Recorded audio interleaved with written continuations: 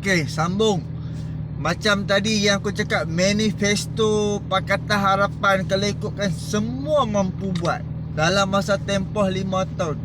Kalau macam setiap tahun kerajaan dapat saving 10 bilion, kalau betul-betul dapat menjana ekonomi, mempercayakan balik pelabur-pelabur luar negara yang lari selepas kes 1MDB terbongkar, pelabur-pelabur yang ada dalam Malaysia semua lari. Disebabkan apa? Bila terbongkarnya SRC International, duit masuk dalam akaun Najib berbilion, jolo curi lah, kapal mewah lah, apalah, bank nasional lah, apa semua. Bila terbongkarnya ni, kalau aku duduk di dalam satu negeri ataupun satu negara tu pun, aku pun belah. Sebab aku takut aset-aset aku punya company dia macam dirompak ke apa. Kalau aku pun belah. Jadi pelabur nombor 1 2018, pelabur lari, dan banyakkan pelabur habiskan kontrak bila hujung tahun 2018. Sebab apa? Sebab mereka pun tak percaya lah Malaysia. Lepas tu pimpinan yang jadi Perdana Menteri tu pula, yang menjadi Perdana Menteri 2018 Tun Mahathir tu adalah Perdana Menteri yang sama. Mereka pun asalnya kawan ni orang UMNO, keluar pada UMNO, lepas tu dia angkat jadi Perdana Menteri. Jadi berapa banyak matawan kita jatuh, pelabur lari, tak lain tak bukan selepas terbongkarnya apa yang ada di dalam rumah Najib, apa yang ada barangan kemas isteri Najib. Pelabur lari disebabkan tu tau. Kalau hang faham, kalau hang baca berita, kalau hang baca syarikat-syarikat gergasi ni, kenapa syarikat ni berhenti melabur di dalam Malaysia. Cuba hang baca. Kan? Jadinya kalau ikutkan janji-janji manifesto kerajaan Pakatan Harapan, mampu buat. Kan, disebabkan pengurusan berterabur, duit simpanan tak ada, dan di waktu macam langkah syaitan, langkah syaraton, Lingua Eng pesan dekat Muhyiddin, jangan pakai duit simpanan. Waktu tu ekonomi masih okey, buatlah pinjaman dahulu. Bila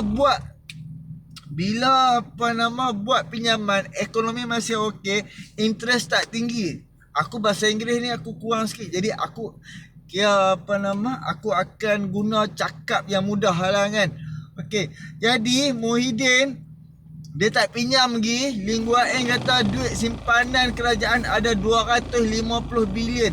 So kalau hampa ingat Muhyiddin umumkan kerajaan Malaysia ada duit lah apa semua. Jadi Muhyiddin dengan kerajaan baru dah guna duit tu buat package ni lah apa semua. Dia guna duit tu dan dia tak berhutang lagi. Dan bila dia guna duit tu sampai habis, lepas tu ekonomi makin down. Waktu dia lepas tu barulah dia pinjam dengan bank dekat mana-mana. Baru itulah dia start pergi meminjam. Dan aku duk dengar lah kawan ni cakap macam ni, dan aku tengok rate 2020 dengan 2022 ni ibarat Malaysia dah tak boleh buat hutang dah tau. Sebab ekonomi Malaysia down, kepercayaan orang yang nak bagi pinjam kepada kita ni daripada hilang lah. Sebab apa? Daripada tengok ekonomi, macam ekonomi Malaysia duduk lemah aja. Jadi hutang yang naik tu macam ni tau. Lepas tu hak yang sekarang ni duduk maintain je. Sebab apa? Tahun 2022 ni negara kita tak boleh pinjam dengan duit yang banyak kan. Sebab apa? Kepercayaan tu kepada kita macam dah hilang lah. Macam tu lah kan. Sebab hutang kita terlalu tinggi kan? Terlalu tinggi. Siapa yang buat hutang gila-gila punya? UMNO meninggalkan hutang negara hampir 700 bilion. Di zaman Najib, walaupun ada GST, katanya GST dapat membantu ekonomi apa semua, tapi sebab apa hutang negara naik? Bila dah ada duit, kayak macam duit GST, kita tak perlu berhutang mah. Kan? Tapi masih berhutang. Jadi, dengan janji-janji Pakatan Harapan, kalau Pakatan Harapan dapat saving 10 bilion setahun untuk nak tunai janji-janji, confirm boleh.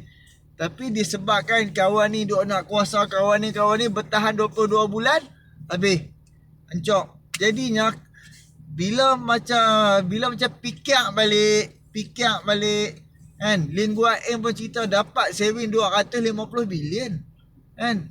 Yang tu tak apa, duit tu kita letak tepi. Ini duit kalau macam kerajaan dapat jana duit 10 bilion setahun untuk apa, tunaikan janji-janji, mampu buat.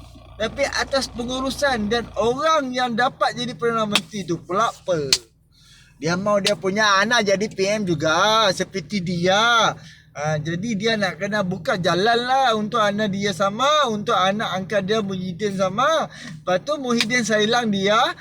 Lepas tu Muhyiddin jadi Perdana Menteri. Macam tu. Kalau hampa faham, kalau hampa nampak permainan jahat. Sekarang ni hampa kena faham, Tun Mahathir, Perikatan Nasional bersatu, daripada buat taik dah, daripada buat jahat, daripada buat kemusnahan, daripada hilangkan kepercayaan rakyat kepada Pakatan Harapan. Lepas tu depa belah, depa tinggal Pakatan Harapan dengan 3 parti ni. Sekarang ni Pakatan Harapan ni boleh katakan bila macam sebut nama kira macam Pakatan Harapan dulu duk bunyi hancing lah, kencing lah, apalah. Alhamdulillah daripada start aku dah buat video daripada TikTok, sekarang aku dah pergi dekat YouTube, aku boleh nampak perubahan. Alhamdulillah, makin ramai, makin yang terbuka mata, makin ramai yang komen baik-baik. Alhamdulillah. Jadi teruskan, kita sebarkan, kita bagi tahu ke orang. Ibarat Pakatan Harapan sekarang ni ya, Pakatan Harapan kena hadap. Pakatan Harapan dianiayai, ditipu, dihina, dimaki, dicaci oleh Tun Mahathir dan juga Parti Bersatu Muhyiddin Azmin dan geng-geng katak yang lompat daripada parti PKR ni pergi masuk bersatu dan tubuh kerajaan bersama pencuri, penyamun, penyangak UMNO. Jadi sekarang ni hampa boleh tengok padan muka hampa. Itu hampa nak puji dengan UMNO, lebih baik sokong UMNO daripada sokong PH. Sebab PH ni kencing. Pimpinan dalam PH bukan pimpinan yang 2018. Dahulu Tun Mahathir jadi Perdana Menteri dan janji 2 tahun mau bagi kuasa kepada Anwar, tapi dia tak bagi. Dia buat pengkhianatan, dia buat langkah syaitan lah.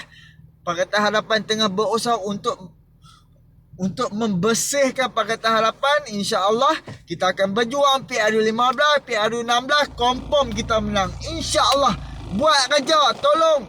Mana-mana Pakatan Harapan punya ahli, tolong buat kerja.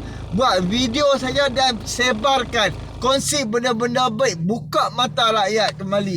Okey. Assalamualaikum.